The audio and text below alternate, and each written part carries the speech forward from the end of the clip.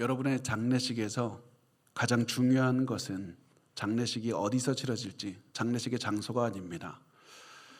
여러분의 장례식에서 가장 중요한 것은 장례식에 누가 올 것인가, 몇 명이나 올 것인가, 그게 아닙니다.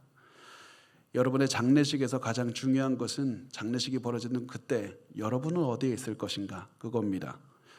왜냐하면 여러분은 장례식이 벌어지고 있는 그때 두 곳 중 한 곳에 있을 것이기 때문에 그렇습니다. 천국에 있거나 지옥에 있을 겁니다. 여러분의 장례식에 관해 가장 중요한 질문은 그래서 여러분은 장례식 때 어디에 있을 것인가, 그겁니다. 이 말씀은 스티븐 러슨이라는 그 목사님께서 하신 설교 중에 하신 말씀인데, 제가 이 설교를 듣다가 이 부분에서 너무 인상 깊게 남아서 계속해서 들었습니다. 왜냐하면 제가 이걸 듣는 순간 정신이 번쩍 차려졌기 때문에 그렇습니다. 중요하지 않은 것에 시선을 뺏겨서 살아가는 제 모습이 보였고 많은 분들의 모습이 보였습니다. 우리가 너무나도 많이 중요한 것을 놓치고 중요하지 않은 것에 시선을 뺏겨서 살아갑니다. 많은 분들에게 정말 중요한 게 무엇입니까? 복음, 그리고 복음 다음에 예수를 믿어야 구원을 받고 예수를 믿어야 천국 가고 가장 중요한 게 거기 있습니다. 그렇게 아무리 말을 해도, 복음을 믿어야 된다고 말을 해도 많은 분들이 이 얘기를 들으면 이렇게 얘기를 합니다. 저는 지금 몸이 아픕니다. 해야 될 일이 너무 많습니다. 여행 가야 됩니다. 부부싸움을 해서 화가 납니다. 마저 해야 될 일이 있습니다. 공부가 있습니다. 돈을 벌어야 됩니다. 교회를 나오니까 누가 자존심을 상하게 해서 나갈 수가 없습니다. 애가 결혼을 했습니다. 수많은 일들이 벌어집니다. 그래서 나 그거 끝나면 복음에 대해서 생각을 해보겠습니다. 그렇게 해서 많은 사람들이 중요하지 않은 일 때문에 평생을 바쁘게 이리저리 보내다가 결국에서는 죽음을 맞이하게 되는 겁니다. 그리고 죽는 그 순간이 왔을 때 그때 비로소 알게 됩니다. 아, 내 인생에서 절대 피할 수 없는 그게 드디어 찾아왔구나. 내 인생에서 중요한 그게 찾아왔다. 내가 도저히 지금까지는 피하려고 했지만은 이제 내가 더 이상 외면할 수 없는 가장 중요한 순간이 찾아왔다. 이 순간까지 내가 중요한 것을 외면하고 살았지만 내가 원하지 않아도 드디어 내 인생의 가장 중요한 것에 집중을 할 수밖에 없는 이 순간. 이 순간이 지나면 나는 천국에 가거나 지옥에 가게 될 텐데 이제 나 어떻게 해야 될까? 여러분은 지금 늦기 전에 이제 그만 중요하지 않은 것에 시선을 빼앗기고 바쁘게 지내지 말고 가장 중요한 것, 본질적인 것에 집중하면서 지들문을 했으면 좋겠습니다. 여러분은 지금 복음을 믿고 살아갑니까? 여러분의 가슴 속에서는 믿음이 있습니까? 예수를 믿는 믿음이 있습니까? 지금 당장 죽는다 할지라도 천국에 갈 수 있고 하나님을 만날 수 있다는 그런 준비가 되어 있는 겁니까? 여러분, 저 여러분께 간청드리고 싶습니다. 이제 그만 중요하지 않은 것 때문에 시간을 낭비하면서 정신이 팔려서 진리를 외면하지 말고 진리를 마주해야 됩니다. 우리 정신을 바짝 차려야 됩니다. 지금 가장 중요한 한 가지 사실을 직면해야 됩니다. 복음을 지금 믿으면 내가 잠깐 살다 죽지만 그 다음에는 영원한 천국에 살아가는 겁니다. 그렇지 않으면 지옥밖에 없습니다. 내가 원하는 때 죽기 전에 예수 믿으면 되죠. 그게 우리 마음대로 됩니까? 그렇지 않습니다. 절대 그렇지 않습니다.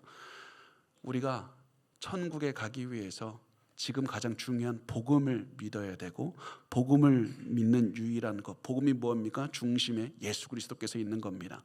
예수를 믿으셔야만 됩니다. 복음을 믿으셔야만 됩니다. 그런데 제가 사실 저도 이제 목회를 좀 하게 이제 됐는데, 이 목회를 자꾸 하다 보면 어떤 분들은 이렇게 말씀을 저에게 합니다. 목사님이 나오면 본문은 다르는데 내용은 똑같습니다. 또 복음 얘기하시는 거죠. 그런 얘기 이제 지겹습니다. 다른 주제에 관한 얘기하면 안 됩니까? 아니, 다른 목사님들 다른 데서는 많은 재미있는 이야기들 하는데 목사님은 왜 교회 오면 매일 복음 얘기합니까? 복음 얘기하고 또 다음 주에 또 복음 얘기하고 다른 본문 다른 이 이야기로 결국 복음 얘기하는 것 아닙니까? 왜 자꾸 같은 말을 또 반복하십니까? 왜 복음에 대해서 말하고 또 말합니까? 제가 이렇게 복음에 대해서 강조하고 또 강조하는 이유는 복음을 알면 우리 삶이 변하기 때문에 그렇습니다. 복음을 알아야 우리의 삶이 변하는 겁니다. 아니, 복음을 제대로 이해한다면 우리의 삶은 변할 수밖에 없는 겁니다. 하나님이신 예수께서 인간이 되어주셨고 내 죄를 대신해서 죽으셨다는 이 진리는 우리 인생을 변화시키는 힘이 있는 겁니다. 그래서 우리가 이 복음을 올바로 이해해야 됩니다. 이 복음에 너무나도 놀라운 것은 복음의 깊이가 너무나도 깊어서 이 복음을 온전히 이해할 수 있는 사람이 단 한 명도 없다는 겁니다. 엄청난 깊이가 있는 겁니다. 그래서 우리가 매일 해야 되는 것이 무엇이냐면 새로운 주제에 대한 새로운 이야기를 듣는 것이 아니라 복음을 더욱더 깊이 이해하고 복음에 대해서 들으면서 또 다른 것으로 또 다른 이야기로 계속 복음에 대해서 들으면서 복음에 대한 이해를 넓혀가는 겁니다. 복음에 대한 이해가 넓어질수록 우리의 삶도 변하는 겁니다. 인생이 변하는 겁니다. 그런데 정말 많은 교인들 또 많은 교회들의 비극이 한 가지가 있습니다. 너무 가슴 아픈 것이 무엇이냐면 너무 많이 교회에 오랫동안 오신 분들 또 많은 교회들에서 복음을 전혀 이해하지 못하고 있다는 겁니다. 그게 너무 안타까운 겁니다. 복음에 대해서 피상적으로만 알지 복음의 핵심을 모르고 있습니다. 그래서 많은 분이 복음을 오해합니다. 저는 지금이라도 아마 증명할 수 있을 것 같습니다. 제가 이 자리에서 갑자기 설교를 끊고 여러분에게 찾아가서 이렇게 질문한다면 어떻겠습니까? 지금 성도님 아니면 지금 죽으신다면 당장에 천국에 갈 수 있다는 확신이 있습니까? 그 질문을 들으면 많은 분들은 이렇게 대답할 겁니다. 제가 잘 모르겠어요. 요즘에 제가 죄를 좀 짓고 살아갖고 제가 기도도 잘 안 했고요. 제가 작년까지는 성경을 열심히 읽었는데 제가 지금은 잘 성경을 안 읽어서 지금 죽어도 천국 갈 수 있는지 잘 모르겠습니다. 제가 좀 더 영적인 사람이 되어야 되는데 천국 가기 위해서 제가 조금 더 거룩하게 되어야 되는데 제가 이제부터라도 죄를 짓지 않으려고 노력하겠습니다. 그 다음 주에 한번 목사님 다시 한번 물어봐 주시죠. 이게 우리의 모습 아닙니까? 이게 우리의 현주소 아닙니까? 이것이 여러분이 복음에 대해서 가지고 있는 생각 아닙니까? 여러분, 우리 복음을 진실되게 올바로 이해해야 됩니다. 복음을 올바로 이해하면 우리가 당신 당장 죽어서도 천국 갈 수 있습니까? 이 질문을 들으면 복음을 올바로 이해한 사람은 어떻게 대답하는지 아십니까? 저는 지금 당장 예수께서 재림하셔도 천국 갈 수 있습니다. 왜냐하면 내가 예수를 믿기 때문에 그렇습니다. 믿음 하나만 있기 때문에 그렇습니다. 제가 비록 고난 가운데 힘들어하고 있습니다. 그렇지만 제가 복음을 믿기 때문에 저는 하나님 앞에 설 수 있는 겁니다. 비록 내가 죄 때문에 또 가슴이 무너졌습니다. 죄책감이 저의 가슴을 계속 몰아칩니다. 그렇지만 제가 복음을 믿기 때문에 예수를 믿기 때문에 저는 오늘 당장이라도 하나님의 심판대 앞에 설 수 있는 제가 준비가 되어 있습니다. 저 비록 우울한 마음이 가득 듭니다. 제 가슴 속에 이 가족에 대한 분노가 가득 찹니다. 그렇지만 제가 복음을 믿기 때문에 저는 지금 당장 죽어도 천국에 갈 수 있습니다. 앞으로 저 계속해서 죄 짓고 살아갈 겁니다. 연약하게 살 겁니다. 그렇지만 제 기분 감정에 상관없이 예수 그리스도에 대한 믿음 하나 때문에 나는 천국에 갈 것이고 이 구원은 누구도 빼앗을 수가 없을 겁니다. 이것이 바로 하나님을 온전히 믿는 사람, 예수 그리스도의 복음을 온전히 믿는 사람이 해야 되는 대답입니다. 하나님이 나에게 복음을 믿게 하셨으니 나는 절대로 구원을 잃지 않을 것이다. 이게 여러분이 해야 되는 고백이고 우리가 마음에 품어야 되는 확신인 겁니다. 여러분, 이 확신이 있습니까? 확신이 있습니까? 구원에 대한 확신, 이 구원은 빼앗기지 않는다는 확신이 있는 사람은 눈빛부터 달라지게 됩니다. 살아가는 마음가짐부터 달라지게 됩니다. 말투부터 달라지게 됩니다. 내가 지금 죽어도 천국에 간다. 내 행위가 아니라 믿음 때문에, 이 믿음 하나님이 주셨고 내가 이 믿음을 잃지 않을 수 있는 이유는 하나님이 나를 선택하셨고 내가 이 믿음을 죽을 때까지 갖게 된다. 하나님이 나를 움직여 가신다. 이 마음이 있는 사람이 어떻게 살겠습니까? 두려워하지 않습니다. 불안하지 않습니다. 마음의 평안을 얻게 되고 담대함이 가득하게 됩니다. 비록 내가 암에 걸립니다. 가족에게 심한 상처를 받습니다. 사업이 힘들어집니다. 세상을 통치하신 하나님이 나에게 구원을 주신 아버지가 되시는데 나를 영원히 천국으로 인도하신다는 확신이 있는데, 내 삶 속에서 한순간 하나님이 날 놓지 않는다, 성령이 날 떠나지 않는다 확신이 있는데 어떻게 두려워하고 어떻게 불안해하고 어떻게 힘들어하며 살아갈 수가 있겠습니까? 절대 그럴 수 없습니다. 그래서 여러분이 처한 어떠한 고난에 있든지 간에 지금 우리에게 필요한 것은 구원에 대한 확신입니다. 복음에 대한 올바른 이해입니다. 구원을 누구도 빼앗기지 못한다, 빼앗을 수 없다는 확신을 가지고 사셔야만 됩니다. 구원에 대한 확신만 올바로 이해해도 여러분의 살아가는 방식이 달라지게 되어 있습니다.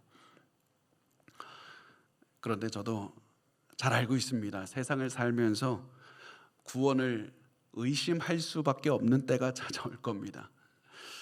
왜냐하면 이 세상은 여러분의 마음에 의심을 넣으려고 온갖 것을 다 할 것이기 때문에 그렇습니다. 여러분의 마음에 의심을 심으려고 모든 것을 할 수 있는 걸 다 할 겁니다. 세상은 여러분의 몸에 질병을 주고 마음에 상처를 줘서 결국 마음속에서 이 질문하게 만들고 싶은 겁니다. 나 구원 잃었나? 하나님 나 떠났나? 나 버림받았나? 이런 질문을 하게 만드는 것이 모든 고난의 목적인 겁니다. 마귀가 이런 생각을 하게 하는 이유는 여러분의 마음만 망치면 여러분의 인생도 여러분의 몸도 다 망칠 수 있기 때문에 그렇습니다. 여러분의 마음에만 혼동을 주면 여러분이 잘못된 삶을 살 수 있게 만들 수 있기 때문에 그렇습니다. 그래서 우리 잘 기억해야 됩니다. 우리 지금 마음의 전쟁을 하고 있는 겁니다. 총칼 들지 않고 지금 들지 않고 싸우고 있지만은 우리 영적인 전쟁하는 겁니다. 마음의 전쟁을 하는 겁니다. 여러분의 몸에 질병이 오는 것도 여러분의 마음을 두렵게 만들려는 것이고, 여러분의 가정에 어려움이 오는 것도 결국 마음의 의심과 분노가 쌓이게 해서 결국 무슨 생각을 하게 만드는 것인가? 구원에 대한 의심을 하게 만드는 겁니다. 이 악한 마음을 가진 나는 정말 구원받았을까? 내가 생각해도 나 이렇게 음란한 것도 보고 내가 죄도 짓고 내가 욕도 했고 나 이렇게 또다시 악한 짓을 했는데 하나님이 나 사랑해서 구원받았다면 나 이렇게 살 수 있을까? 이렇게 거짓말 잘하고 열등감 있고 능력 없는 나 하나님 버리지 않으실까? 내가 봐도 구역질 나는데, 내 가족도 너 같은 거는 구역질 난다고 하는데 나 정말 구원받았나? 여러분 이때 반드시 기억하셔야만 됩니다. 여러분의 마음에 의심이 생기지 않도록 마음을 지키셔야만 됩니다. 어떠한 일이 생겨도 여러분의 구원을 의심하게 만들어서는 안 됩니다. 여러분의 구원은 절대로 누구도 빼앗아 갈 수 없는 것이기 때문에 그렇습니다. 아무리 큰 고난이 오고 어떠한 가족이 아무리 나를 사랑하는 사람이 크게 상처를 줘도 여러분의 구원은 빼앗길 수가 없는 겁니다. 이 한 가지 여러분 반드시 기억하셔야만 됩니다. 바울도 이 사실을 로마서를 통해서 말을 합니다. 바울이 로마서를 듣는 성도들에게 이렇게 말을 하는 겁니다. 너희 삶에 어떠한 일이 있어도 절대로 구원을 의심해서는 안 돼.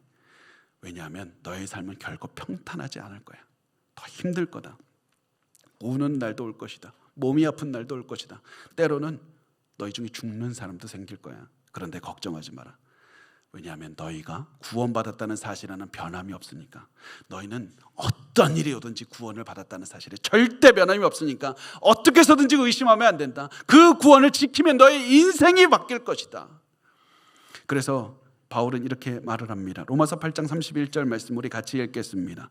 시작. 그런즉 이 일에 대하여 우리가 무슨 말하리요? 만일 하나님이 우리를 위하시면 누가 우리를 대적하리요? 아멘. 우리가 구원을 잃었다고 믿게 만들려는 엄청난 세력이 있다. 세상은 너가 구원을 잃었다고 믿게 만들려고 엄청나게 노력할 것이다. 너의 가족이 너를 공격할 것이다. 세상 사람들도 너를 대적할 것이며고, 그리고 구원을 의심하게 만들 것이다. 너 같은 게 무슨 기독교인이냐? 그러면서 주변 사람들이 너의 가슴을 다 찔르면서 다 가슴을 아파하게 만들 것이다. 질병이 찾아올 것이다. 가난이 올 것이다. 죽음이나 박해가 올 것이고 너희를 두렵게 만들 것이고 작은 유혹에도 쉽게 무너져버리는 너희의 육신의 연약함도 너희를 흔들 것이다. 수많은 것들이 너는 구원 얻을 자격조차 없는 인간이라고, 이미 너는 구원을 얻었어도 잃어버리는 게 당연하다고 그렇게 공격할 것이다. 이런 아픈 현실을 살아갔던 사람들이 로마에 살던 크리스찬들이었습니다. 그리고 이런 사람들에게 바울은 이렇게 말합니다. 만일 하나님이 우리를 위하시면 누가 우리를 대적하리요? 만일 하나님이 우리를 위하시면 누가 우리를 대적하리요? 이 말은 하나님이 우리를 위하시기 때문에 아무도 우리를 대적할 수 없다는 겁니다.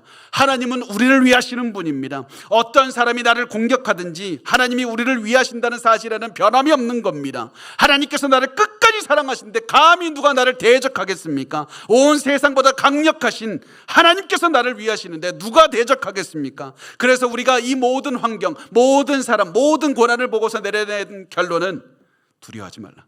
두려워하지 말라. 하나님 너를 절대로 떠나지 않으신다. 하나님 너를 절대로 버리지 않으신다. 염려하지 말고 걱정하지 마라. 너가 죄를 지었다고 염려하지 말라. 하나님 너를 버리지 않으신다. 때로는 너 눈물을 흘릴 것이다. 그런데 염려하지 말고 걱정하지도 말아라. 하나님은 너의 삶의 모든 것들을 합력하게 만들어서 결국 선을 이뤄내실 것이다. 온 인류가 너에게 등을 돌려도 하나님 한 분 너를 버리지 않으신다. 두려워하지 말라. 하나님은 너를 구원하시는 구세주가 되신다. 이게 얼마나 놀라운 소식입니까? 이게 엄청난 기쁜 소식이 아닙니까?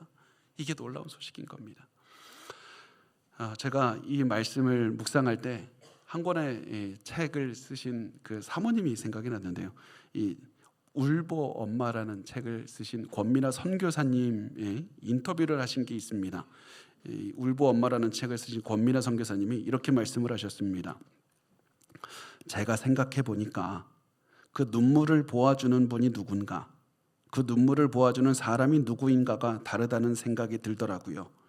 왜냐하면 우리가 세상에서 무능력하고 또 무지하고 이래서 눈물이 날 때 어떻게 보면 세상은 그 눈물을 긍휼의 마음을 가질 수 있고 안타까운 마음을 가질 수 있지만 그 문제를 100% 해결해 줄 수 있는 힘이 없을 수도 있거든요.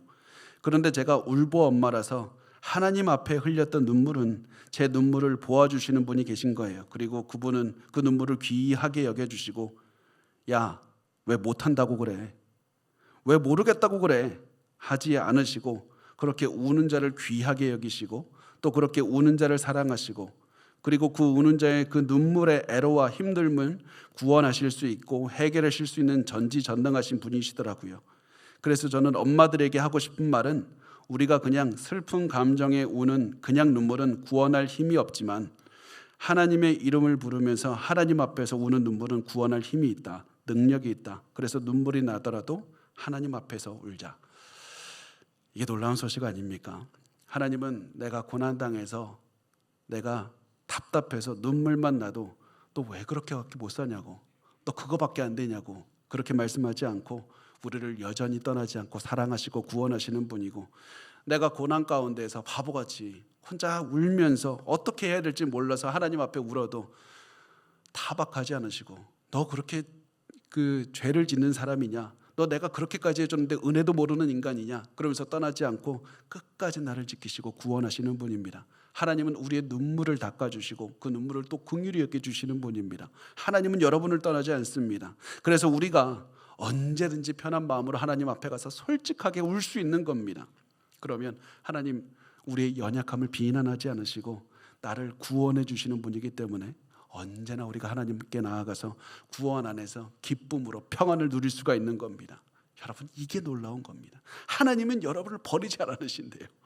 그래서 바울이 이렇게 말을 하는 겁니다. 만일 하나님이 우리를 위하시면 누가 우리를 대적하리요?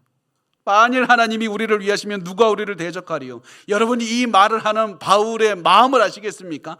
이게 그냥 일반적인 말이 아닙니다. 찬양하는 말입니다. 높이고 지금 노래하고 있는 겁니다. 바울이 지금 무미건조하게 지금 팩트만 이렇게 쓰고 있는 게 아니라 하나님의 사랑에 놀라움에서 찬양하고 감탄하고 있는 겁니다. 하나님이 우리를 이렇게 위하시는데 누가 우리를 대적하겠는가? 이 감격은 바울뿐만 아니라 구원을 받은 우리 모두가 누려야 되는 감격인 겁니다. 하나님께서 죄인인 나를 선택하셔서 예수 믿게 하셨고 나를 구원을 영원히 잃지 않도록 나를 인도하시고 나를 버리지 않고 나와 함께 하신다. 이 기쁨과 놀라운 이 믿음의 증거를 하셔야만 됩니다. 감격을 하셔야만 됩니다. 하나님이 우리를 위하시기 때문에 아무도 우리를 대적할 수가 없습니다. 이게 로마서의 핵심이고 복음의 요약이고 복음의 진리가 되는 겁니다. 하나님이 우리를 위하시기 때문에 아무도 우리를 대적할 수 없다. 여러분, 이 말씀을 통해서 바울이 전달하고 싶은 게 뭡니까? 우리 여전히 고난 당할 거라는 겁니다. 힘들 겁니다. 우리가 당하는 고난이 너무 거세서 나 구원 잃었을까? 하나님 나 버렸을까? 느끼는 때도 올 겁니다. 고난이 너무 극심해서 큰 외로움을 겪을 때도 있을 겁니다. 그 사실 바울도 알고 있었습니다. 바울도 엄청난 고난 당했습니다. 채찍에 맞았습니다. 감옥에 갔습니다. 이 바울을 죽이겠다고 쫓아다니는 사람들도 있었습니다. 그래서 계속 도망 다니는 게 바울의 인생이었습니다. 그런데 바울도 자기 자신의 인생을 보여주면서 이렇게 말하는 겁니다. 우리 사람들이 보기에 패배하게 보이는데 분명히 있을 거야. 우리 여전히 질병에 걸릴 거고 재산을 잃게 될 거고 박해를 받다가 우리 때로는 순교도 할 거다. 그런데 우리 그게 패배가 아니야.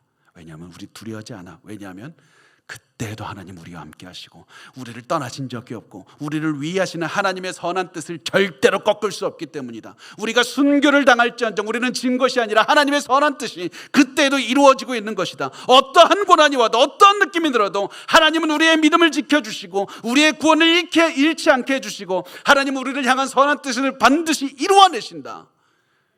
그러면 하나님의 선한 뜻이 뭡니까? 하나님의 선한 뜻이 뭡니까? 우리 지난 시간에 나눴듯이 예수 그리스도를 닮게 하는 겁니다. 하나님은 우리를 통해서 이루는 것이 내가 항상 승리해서 사람들을 짓밟고 내가 항상 돈 많이 벌고 내가 질병에 걸리지 않고 항상 건강한 거, 이것이 아니라 고난이 올 것이고 힘든 일이 생길 것이지만 하나님은 내 구원을 지키실 뿐만 아니라 내가 예수 그리스도를 닮게 하실 것이다. 이 초라하고 이 볼품없는 나의 자신이 보기에도 한심하고 정말 떠나고 싶은 그런 나를 변화시켜서 예수 닮게 하시고 영광스러운 모습으로 만들어주시고 누가 봐도 가장 아름다운 모습으로 만들어주시는 게 하나님의 선한 뜻인 겁니다. 하나님의 뜻은 여러분 반드시 이루어집니다.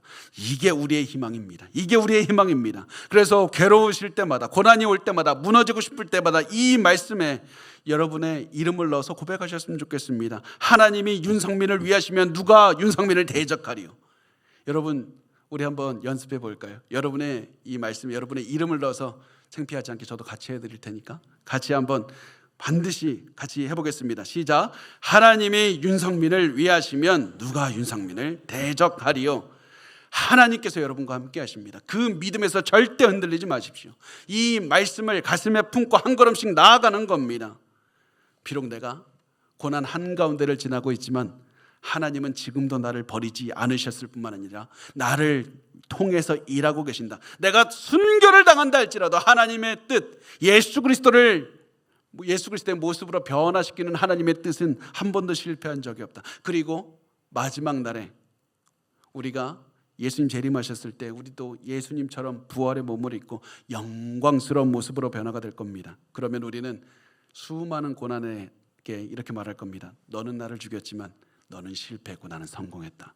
왜냐하면 하나님께서 나를 하나님의 뜻을 이루어 주시고 구원시켜 주시고 하나님의 모습으로, 예수 그리스도의 모습으로 변화시켜 주셨기 때문이다.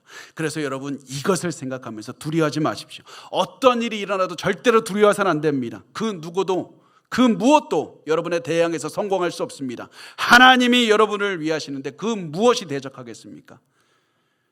그런데 우리가 여기서 한 가지 질문할 수 있습니다. 그런데요, 하나님이 마음 바꾸면 어떡하죠? 하나님이 나 구원해 주신 다음에 야, 좀 더 너무하지 않냐? 너 죄도 좀 너무 많이 지었다. 너 악하게 산다. 야, 너 좀 그만 좀 해. 힘들다. 너 구원한 거 내가 후회한다. 너 지겹다라고 말하면서 떠나시면 어떡합니까? 그런 불안한 마음으로 하는 질문에 바울이 이렇게 대답을 합니다. 로마서 8장 32절 말씀입니다. 같이 읽겠습니다. 자기 아들을 아끼지 아니하시고 우리 모든 사람을 위하여 내주시니가 어찌 그 아들과 함께 모든 것을 우리에게 주시지 아니하겠느냐. 아멘.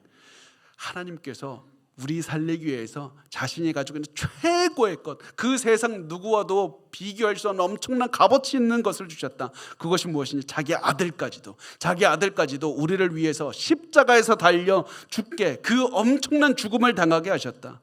그런 하나님께서, 엄청난 것을 주신 하나님께서 그것보다 훨씬 더한 우리가 필요한 것, 우리가 구원받는데 필요한 모든 것들을 주시지 않겠는가? 우리가 중간에 너 좀 부족하다, 너 죄 있다, 그렇다고 하나님께서 너를 버리시겠는가?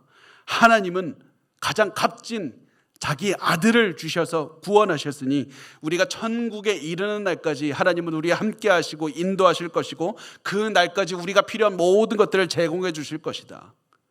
여기서 가장 놀라운 게 무엇인지 아십니까? 바울이 강조하고 있는 게 무엇인지 아십니까? 그것은 무엇이냐면 하나님 아버지가 일부러 우리를 살리기 위해서 아들을 죽게 했다는 겁니다. 예수가 죽은 것은 우연이 아닙니다. 하나님이 어쩔 수 없이 당한 게 아닙니다. 예수를 죽인 것 성경에 보면 가룟 유다가 예수를 팔아서 예수가 죽었어.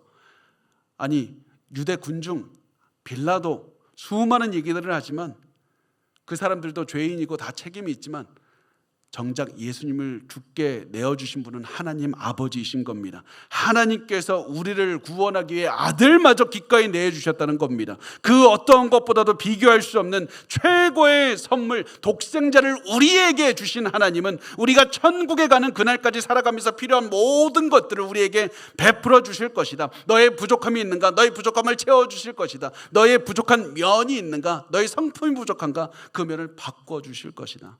그러므로 마귀가 아무리 유혹해도 너 하나님의 사랑을 의심해서는 안 된다. 구원을 의심해서는 안 된다. 하나님께서 아무것도 채워주지 않을 것처럼 염려해서도 안 된다. 하나님은 너와 함께 하시며 천국에 가는 그날까지 너와 계속 동행하실 것이다. 하나님은 우리에게 필요한 모든 것을 채워주실 겁니다. 그럼 다시 한번 질문해야 되죠.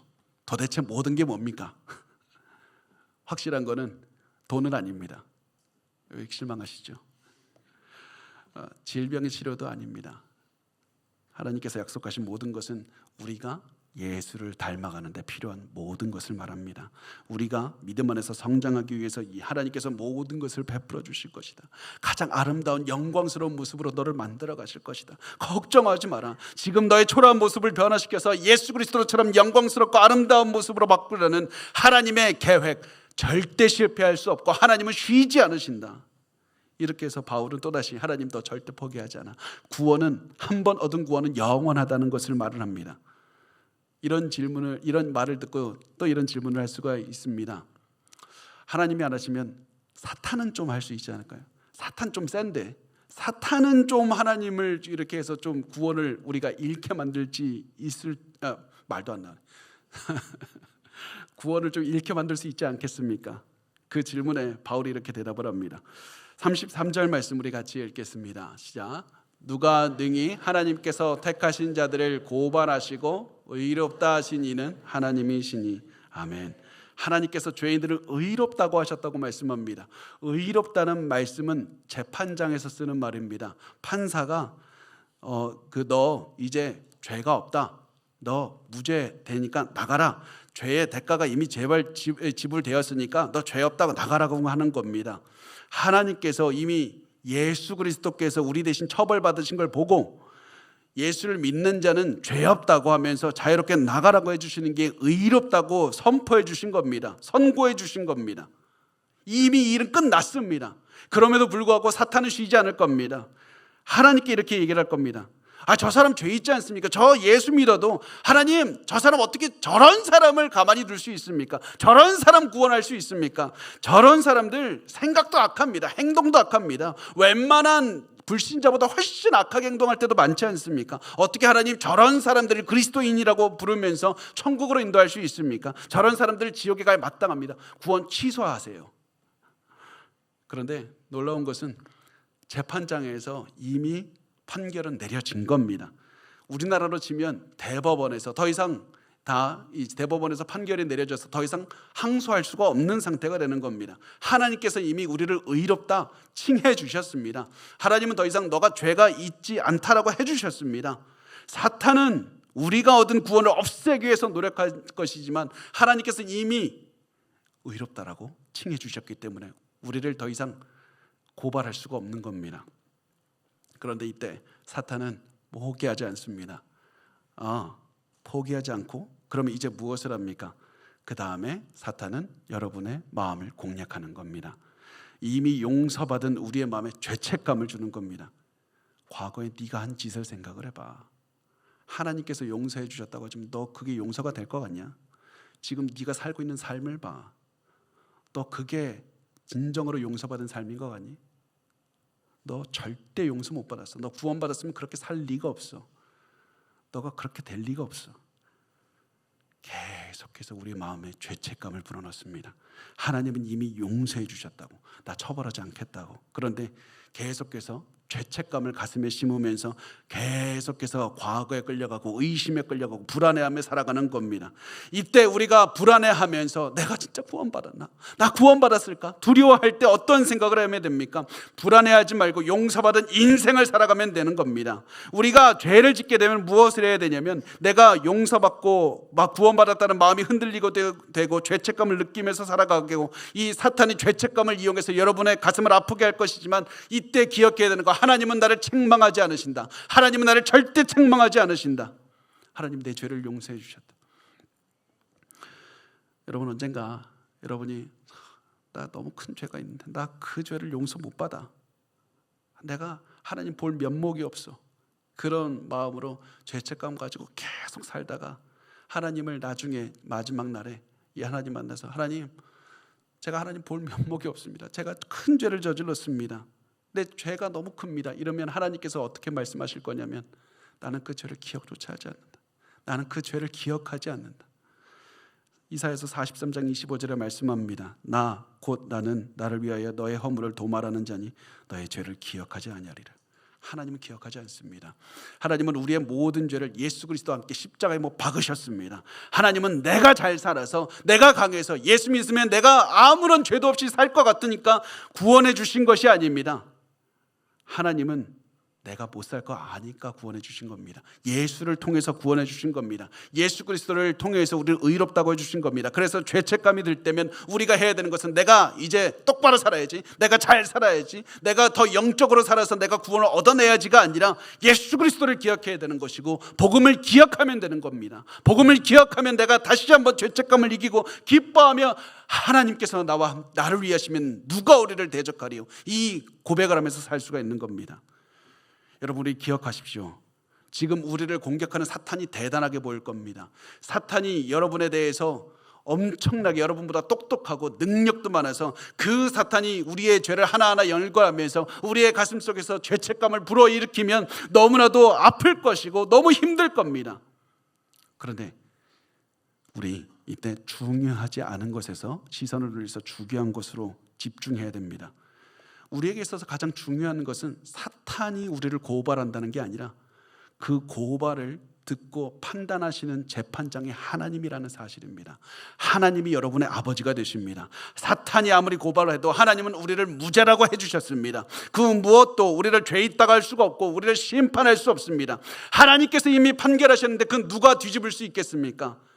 그래서 여러분, 걱정해서도 안 되고 걱정할 필요도 없습니다. 이렇게 해서 바울은 사탄도 우리가 구원을 이룰 수 있게 하는 능력이 없다는 사실을 말을 했습니다. 그런데 마지막으로 사람들이 이렇게 질문을 합니다. 하나님 아니고 사탄 아니면 예수님은 그래도 좀 마음을 바꿀 수 있지 않을까요? 하나님 아버지는 우리를 위해서 아들까지 주셔서 우리 처벌 안 했지만, 예수님이 보기에 아우 쟤는 좀 너무해, 하나님 싫습니다, 이렇게 할 수 있지 않겠습니까? 예수님께 내가 감사하지 않고 죄 지으면 은혜도 모르는 배은망덕한 것, 그러면서 우리를 떠나고 싫어하실 수 있는 것 아닙니까? 이 질문에 바울이 이렇게 대답을 합니다. 34절 말씀입니다. 우리 같이 읽겠습니다. 누가 정죄하리요? 죽으실 뿐 아니라 다시 살아나신 이는 그리스도 예수시니 그는 하나님 우편에 계신 자요 우리를 위하여 간구하시는 자시니라. 아멘. 예수님은 절대 너희를 버리지 않으신다. 그러면서 바울은 예수님이 우리를 절대 버리지 않으시는 이유에 대해서 설명합니다. 우선 첫 번째, 완벽한 하나님이신 예수님께서 인간이 되어서 우리 죄를 대신해서 죽으셨습니다. 예수님께서 우리 죄를 대신해서 죽으셔서 우리는 영적으로 죽을 필요가 없어진 겁니다. 그리고 나서 예수님 부활하셨습니다. 그래서 우리도 새 생명을 얻을 수 있습니다. 그래도 우리도 부활의 몸을 얻을 수 있습니다. 그리고 예수님은 하나님 우편으로 가셨습니다. 하나님 우편으로 갔다는 건 가장 영광의 자리, 가장 높은 자리로 가셨다는 겁니다. 통치의 자리, 보호자로 가셔서 예수님께서 온 세상을 다스리고 계신다는 게 하나님 보호자 우편에 앉아 계시다는 의미입니다. 그리고 바울은 지금 예수님께서 우리를 위해서 간구하고 계신다고 말씀합니다. 계속해서 간구하십니다. 예수님께서 계속해서 우리를 위해서 간구하신다는 말씀은, 사탄이 우리에 대해서 고발할 때마다 예수님께서 이렇게 말씀하신다는 겁니다. 저 사람 죄가 있습니다. 저 사람 구원을 잃어야 됩니다. 할 때마다 예수님께서 내가 이미 모든 값을 지불했다. 이미 처벌은 내가 다 받았으니 아무도 처벌받지 않을 것이다. 하나님께서 선택하신 자는 처벌받지 않을 것이다. 이게 예수님께서 간구하신다는 말씀의 의미입니다. 그리고 예수님은 우리가 천국 가는 그날까지 우리를 위해서 간구해 주실 겁니다. 그런데 이것이 저는 전부가 아니라고 생각합니다. 분명히 예수님께서 우리를 위해서 우리의 구원을 지켜주시지만 여기 한 가지 더해서 제임스 보이스 목사님이나 마틴 로이드 존스 목사님은 여기에서 간구가 예수님께서 실제로 기도하는 것을 뜻한다고도 말씀을 합니다. 마치 이 예수님께서 성도들이 살아가는데 필요한 모든 것에 관심을 가지시고 그 문제를 해결하기 위해서 우리를 위해서 기도해 주신다는 겁니다. 그렇게 해서 하나님께서 예수님의 기도를 통해서 우리의 모든 필요까지도 채워주신다. 그래서 성령께서 우리 안에서 기도하시고 예수께서 우리를 위해서 하나님 보좌 우편에서 기도하시고 그 모든 기도를 하나님이 들으시고 응답하시는 겁니다. 이게 얼마나 놀라운 일입니까? 그리스도와 성령께서 우리를 위해서 간구하십니다. 그래서 우리 안전한 겁니다. 안전합니다. 우리를 위해서 죽으신 구원자가 지금 천국에서 우리를 위해서 간구하고 계십니다. 우리 모든 슬픔과 두려움과 고통을 위해서 간구하고 계시고 우리가 유혹에 무너질 때 죄를 지을 때도 우리를 위해서 간구하고 계십니다. 그래서 우리 불안해할 필요 없습니다. 예수님은 변하지 않으시는 분이고 우리를 용서하시는 분이고 우리의 모든 필요와 간구를 채우면서 우리가 천국 가는 그날까지 인도해 주시는 분입니다. 예수님께서 우리의 구원을 반드시 이루어 주십니다.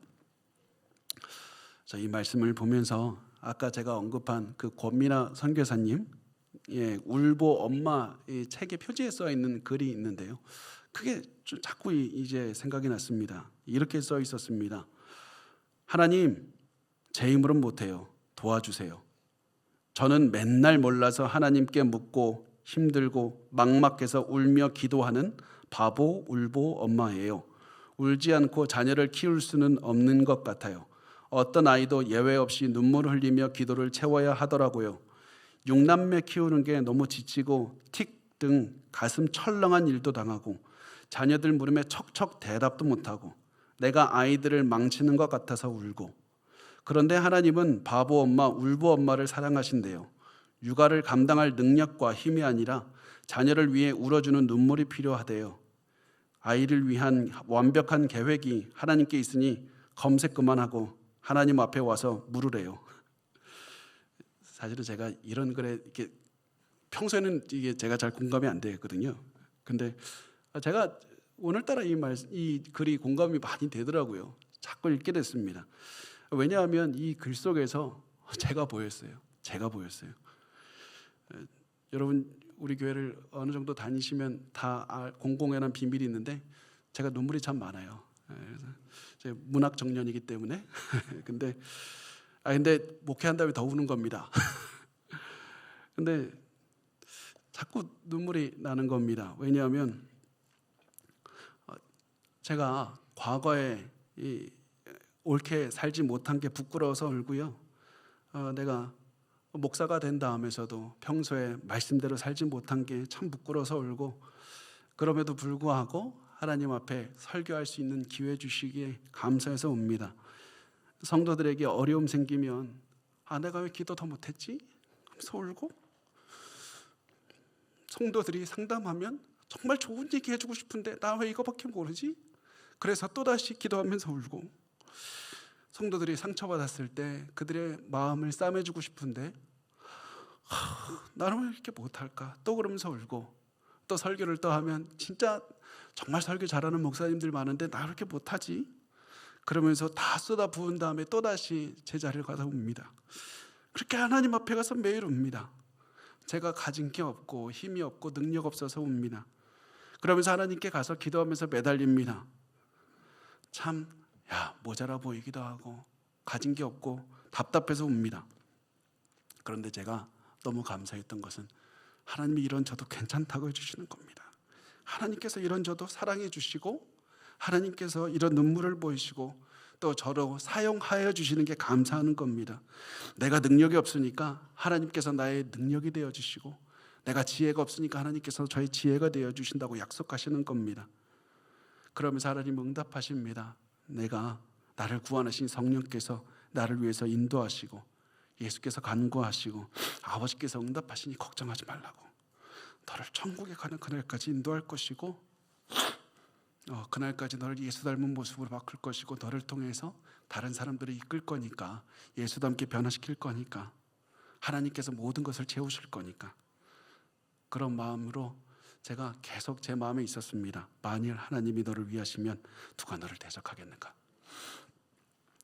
여러분도 이 질문을 스스로에게 해보시기 바랍니다. 여러분의 가슴이 아플 수도 있고 초라해 보일 수도 있고 너무 힘들 수도 있습니다. 만일 하나님이 너를 위하시면 누가 너를 대적하리요? 여러분 복음을 모르십니까? 예수 그리스도 앞에 와서 복음을 믿게 해달라고 간구하십시오. 구원의 확신이 흔들립니까? 의심이 됩니까? 예수 그리스도 앞에 와서 구원의 확신을 달라고 기도하십시오. 살아갈 힘이 없습니까? 예수 그리스도 앞에 와서 울면서 힘을 달라고, 예수 그리스도를 위해 살 수 있는 모든 것을 달라고 기도하십시오. 그리고 이 모든 것을 다해서 기도한 다음에 이렇게 마무리를 짓는 겁니다.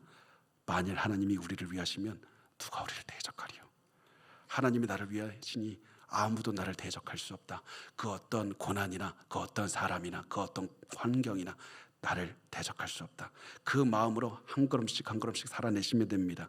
그러면 하나님께서 매일 여러분에게 주신 구원의 확신 가운데 기쁨으로 살아가게 될 것이고, 내가 도저히 이길 수 없었다고 생각했던 그 어려움도 하나님의 능력으로 이겨내는 것을 체험하게 될 겁니다. 그리고 그것을 보면서 또다시 우리는 깨닫게 될 겁니다.